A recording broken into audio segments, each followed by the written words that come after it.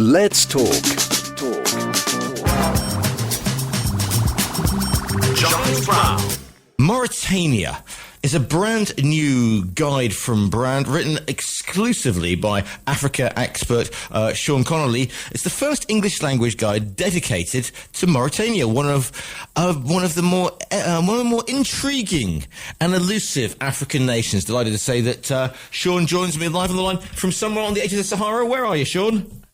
I'm in Guinea-Bissau right now. Right, okay. Now, I've never interviewed anybody in Guinea-Bissau before, so I'm now. You can see the cogs going around in my mind now. Yeah. So, is that? Are we talking west, central, northwest? Right. Go on, tell me where we are. If you're headed down the coast of Africa, you're starting in Morocco up top, right? Yeah.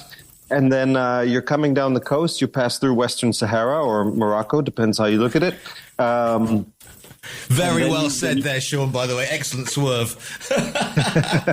and then you reach Mauritania, which is why we're talking today. But if you carry on just a little bit further, you reach Senegal. And south of Senegal, you have Guinea-Bissau. Okay, right, because we're based right on the south end of Spain, so not so far as not actually that far away. You could drive here in a week, less than a week. That's just popping out. That's just popping around the corner to get some milk in Africa terms. So again, it's not one of the big nations that we think of in Africa, especially when you think of not Maghreb, but you know what I'm saying. Senegal people know about, obviously Morocco people know about, but right. Mauritania, it seems to get overlooked and overskipped. So when did you first travel through there? So I went, not quite 5 years ago now. And, basically Mauritania is, as you said, people know a bit about Senegal, people know about Morocco, but they don't know about what's in between. It's this liminal space that's people, and it is sort of where the Maghreb meets sub-Saharan Africa. It is this sort of transition zone between two very different kinds of places. And you said it's the sort of place that people burn through on their way if they're doing the overland African experience and sort of like yes. in the 4-tonner. It's the sort of thing, right? We're going to get to Dakar, by hook or crook. And, yes. That's a country, etc. So is that pretty much on the route then? Yeah. It's straight. Yeah, it's a straight shot. You can do border to border in a couple of days, but you've really missed everything if you've done that. You've missed absolutely everything. You've seen the dusty side of the highway and nothing more. So you got to go inland. It really, really, really deserves a couple of days going inland to see what there is to see. Okay, so explain a little bit about, because you say, okay, it is, if you like, the buffer zone between the Maghreb and sub-Saharan Africa. So presumably we would see some change of geography here from the sort of, it's got the Sahara for a start, one of my favorite places in the world. But then presumably we're kind of getting a little bit of tropics here. What's the sort of the geography of it first off? Yeah, I mean, you could say it's the transition zone, culturally in so many other ways, but it's the transition zone between camel and cow. In the north, you have camels out in the desert. You have herders, nomads, these types of things, and in the south, it becomes increasingly agricultural. You have different types of herders. You have guys with cows, rice growing, etc. So there is a certain transition zone where you see the landscape shift, you see the animals present shift, and you see the people start to shift as well, and the languages. When you talk about people, I mean, how many? I mean, what we're talking about land mass and actually population. I mean, I'm not going to put you down to an exact figure, but roughly, because it's again, it's not one that we really think about. Yes, I think it's about 4 million people. And it is the 11th largest country in Africa. And how that compares, it's maybe twice the size of France, I want to say. Okay. So it's double.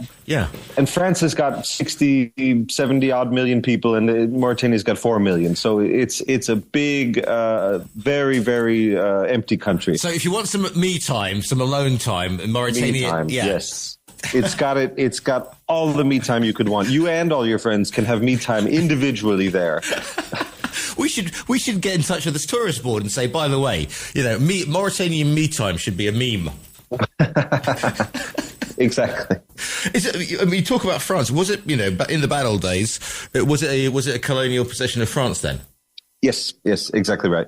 And so presumably there is still some sort of French influence there. I mean, there's the bonk to this, that, the other. I mean, what's the situation there? Yeah, it's less than you might find in other parts of West Africa. Yeah. The French kind of were, you could say, reluctant colonists in Mauritania. They in a sense thought it was a bit more trouble than it was worth. But it provided a necessary link between Algeria, their Algerian colony in the north, and Senegal and the rest of French West Africa in the south. So they didn't, they you could say maybe a lighter touch than Algeria in certain other parts of the region. Well, yes, lighter touch than Algeria. Everywhere was a lighter touch than Algeria, to be honest, wasn't it? Let's face it. Yeah. and presumably with a landmass that big, there is, because these borders have been drawn by the colonial powers, etc. So therefore, there isn't sort of one stock people who are the Mauritanians, because in the same way that in Morocco you have, the Berber and you've got Bedouin, you've got various tribes coming in. So there must be, in a country that big, there must be a fascinating mix of cultures and tribes and beliefs, etc. Yeah, so you've got, as I said, it's sort of this geographical and cultural transitional zone. And so in the north, or officially speaking, Mauritania is Arabic speaking. They speak Hassaniya, a dialect of Arabic. And in the north, people are generally speaking of Arab and Berber descent. And in the south, people are of Black African descent. And with a lot of mixing between. But so in the north, the Hassaniya Arabic language is predominant. And in the south, you have several ethnic groups who actually have greater population numbers in the countries to the south, in Mali and in Senegal. You have Wolof people, Soninke people, and Fulani people. And they sort of exist, to the south, but also into Mauritania. So to your point about the borders being a bit, abstract, it's this classic sort of, most of my brethren, so to speak, are on the other side of this line, but me and these guys are over here. How do you get around? I mean, presumably you got sort of river systems, you've got lakes, you've got the longest train in the world as well, haven't you, apparently there? You've got the longest train in the world. Yeah, in the south, you've got the Senegal River, which is the southern border. And so there's some... But the biggest train in the world, or longest train in the world, yes, it's something can be up to 3 kilometers long. It's become a bit social media famous, influencer famous, because it's really this incredibly evocative looking thing. It's an iron ore train. It transports from a mine of 700 kilometers into the interior of the country to the port on the coast. And it runs back and forth, 3 times a day, 3 kilometers long, full up to the top with iron ore. And one of the things is that, for many, many years, there was no good road connection between these two settlements. And so merchants, people who need to get between them, they just hop on top of the iron ore or into the bins when they're going back empty and ride back and forth. And that a lot of visitors have begun doing that as well. And it's really probably among the only places in the world you can really do that. Yeah, it's that you just said the 2 words that maybe should have influencer friendly. It's like, oh, blimey. Hi guys, we're in an iron chair. Yeah. We're on the most, it gets a lot, it's sold up as the most dangerous train journey and so on and so on. It's none of those things. That's all sensationalist nonsense. But it has been blown up to the extent that the company that administers it is sort of saying, can you please stop riding the train and doing backflips and taking while you're on the train, you're going to get yourselves killed. We don't endorse this activity. When it was a bunch of merchants and their goods going back and forth, it wasn't a big deal because they weren't making content, let's say. It's like that train that goes through the middle of, is it Thailand? It goes through the middle of the suburbs, or the Philippines, and they're literally snatching children, chicken and orange carts. Oh God, that one. Yeah, I've seen videos of that. I've never been there. Exactly. Now here's the thing, because we're talking about this, but and bear with me on this one, Sean, because this is the sort of thing I do, right? I've got a theory, okay? So, because everyone, and I call it the Dubaification of the universe. Okay, so everywhere you go in the world, especially in sort of Europe and you know whatever, and you know Bali, etc. You're seeing these boxes arrive. You know, these glass boxes, and it's full of influencers, and they're all drinking Starbucks and listening to the same music and going, "Hi guys," and you just think, "Oh, for goodness sake, you know, beat me with a club." So therefore, you mentioned influencer friendly. Tell me that nobody's saying, you know, we should really have a wonderful sort of like I don't know, Nikki Beach in Mauritania. It's still got its own sort of it's still got its own personality. Oh God! Don't misunderstand what I said. The train has become popular with influencers, but there is absolutely nothing in Mauritania that is designed for or organized around influencers, even tourists for that matter. It is really, you know, I don't like this term, but you know, in big air quotes, it is about as authentic, so to speak, as you can really hope to get. You're very much, Mauritanians are super hospitable, super welcoming, but the welcome is offered on their own terms. You are invited to join them in what they are doing, but they are not necessarily interested in altering their livelihoods or Dubaifying their society to make it more palatable or more interesting for you. So come and join us, but do so, you know, this is what we're up to. Come and join it. Maybe you like it, maybe you won't, but we're not changing it for you. Good on them. To talk about hospitality, I mean, I remember the first time I went to the Sahara, about 12 years ago, absolutely fell in love with the place. And also the food. What's Mauritanian cuisine like? It's, as with so many things, it is, you know, take a dash of Morocco and a dash of Senegal and mix. So you've got the cheboujen is Senegal's national dish. It's fish and rice, cooked fish kind of cooked in a tomato broth, lots of veggies, fish on top. It's also Mauritania's national dish. But and from the north, you get couscous. You get grilled, slow-cooked meats served with couscous. Being a desert country full of nomads, there is a lot of, if you ask somebody their favorite foods, they might tell you meat. Yep. They might tell you milk. So you get these kind of a few sort of fermented milk and couscous, grilled camel, goat, sheep, cow. Yeah, it's things like that. What sounds? I'm already. I haven't had breakfast this morning, so it sounds already sounding good. A lot of people have security concerns because hey, it's the world we live in, etc. But you mentioned in the book this is one of the perhaps the safest places you can see the Sahara from, or you can explore the Sahara. So just explain a little bit what the situation is there, then, please. Right. So Mauritania is having a bit of a moment, you know, relatively speaking, in the travel world, because the situation in so much of the Sahara has become really, really difficult, security-wise, instability-wise. If you go to Mali, Niger, Sudan, you know, straight across the continent, it's actually the Sahara and Sahel is in a really tough spot at the moment in many places, and Mauritania is really an exception to that story. And basically, it seems at least that, you know, when things about 10 years ago were really going down the tubes in Mali, things were getting very dangerous and difficult. In one way or another, the Mauritanian state sort of said, right, look at what's happening over there. We need to pull our socks up or we're next.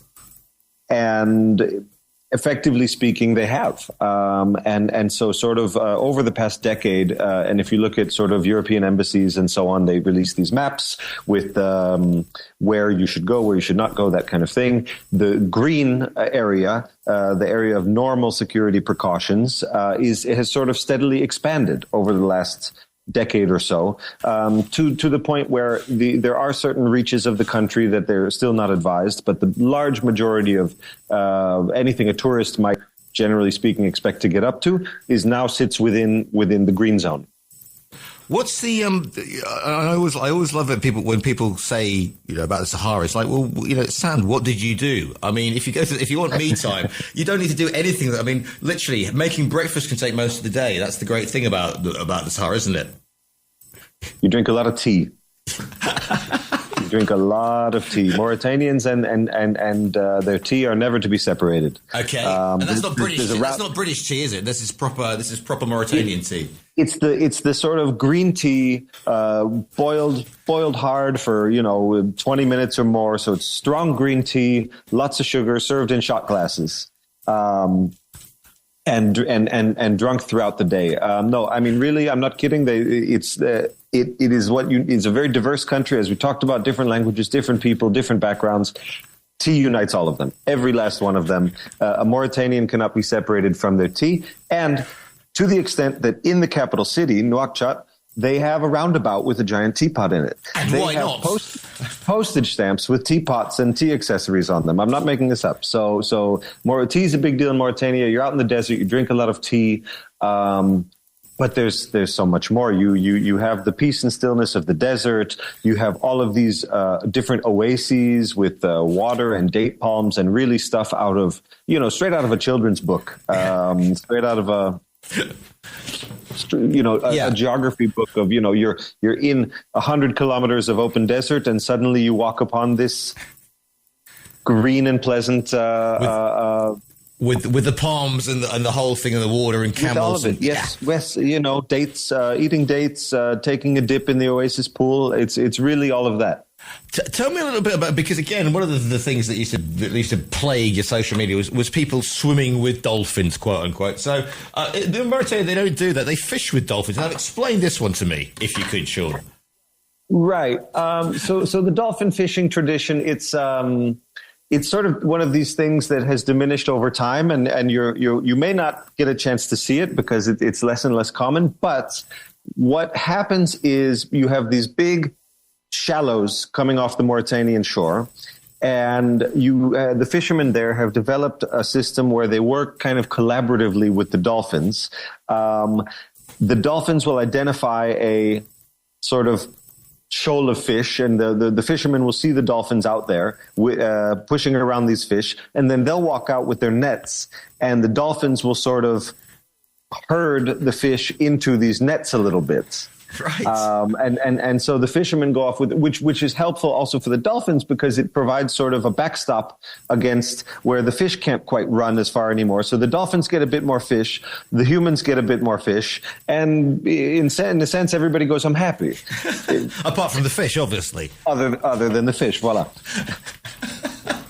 The beaches. Are we talking beautiful white sandy beaches, untouched by, again, the Dubaiification of the world? Yes, you're talking probably the emptiest stretch of coast in the whole of Africa, starting from Mauritania down to Namibia. It is this sort of windswept, totally sandblasted, elemental, empty coastline of dune and wind and you and your me time. Mostly Mauritanians have traditionally, unlike a lot of countries in the region, have lived inland rather than on the coast. Okay. And that's because conditions on the coast can be a little bit harsh. There are not a lot of natural harbors. So you really get this, if you want to be alone on the water, you've got it. Fair enough. And also, I could get myself measured for a, quote unquote, a billowing blue and white, is it a boo-boo? A boo-boo, yeah, sure. What is a boo-boo apart from, I thought that was like Yogi Bear's friend. What's a boo-boo? Yeah. So one of the cool things in Mauritania is that it's probably among the places in the world where the westernification of fashion, the t-shirt and jeans has had sort of the least purchase. Almost everybody goes around in traditional wear, which for men is a law. It takes something like 2 or 3 meters of fabric. I think 3 meters of fabric to make one. It's sky blue. It's it's a tunic that goes down to your ankles, and it has armholes. It's got armholes, couple feet wide. It flows over your shoulders. If you stand up with your arms spread out, you just look like a box. It's that much fabric, and so you hitch it up over your shoulders, and it's very regal. It's very beautiful, and women wear sort of, and I think it is literally 5 meters of fabric, sort of in a big wrap, and it's multicolored. So the men are generally speaking in shades from indigo to sky blue, and the women are in every color of the rainbow. And so it's just this, it's really a fashion show on the streets. But again, like I said before, really on local terms. This is the Mauritanian style, and people are flaunting it. So etiquette. I mean, don't just go up and put your arm around somebody and say, "Can I have a picture of you and your boo-boo?" No. Mauritania is, quite conservative country, broadly speaking. There's it's officially speaking the Islamic Republic of Mauritania. Yeah. So there's no alcohol, for example. And so, these sort of more conservative social mores do reign. And so people very welcoming, very, I've been there, I don't know how many times. You don't encounter hostility to foreigners. But if you go to the central market and, stick your big camera in somebody's face without asking, without, confirming it's okay first, then you'll get an earful, let's say. So when it comes to writing something like this, I mean, massive country, so many different sort of cultures sort of mixing, a real sort of mezcla, so many different geographical sort of high points as well. I mean, where on earth do you start, Sean? Where do you start? So for me, I guess my entry point, I guess both sort of literally and metaphorically was kind of Senegal, because I've written a guidebook to Senegal about 10 years ago or something. So I knew Senegal pretty well. And I knew that there is this, pretty significant bleed over of the culture and customs that I'm familiar with from the north of Senegal into southern Mauritania. So that was sort of my access point, which is unusual a bit because the south of Mauritania is generally the less touristed part of the country. Most people go to it's more agricultural. It's a bit less of this just enormous desert expanse and lost cities out in the sands. So I approached it from the south, and I worked my way north and sort of met the northerners, met the northern deserts, but from gradually starting from more of a West African viewpoint myself. What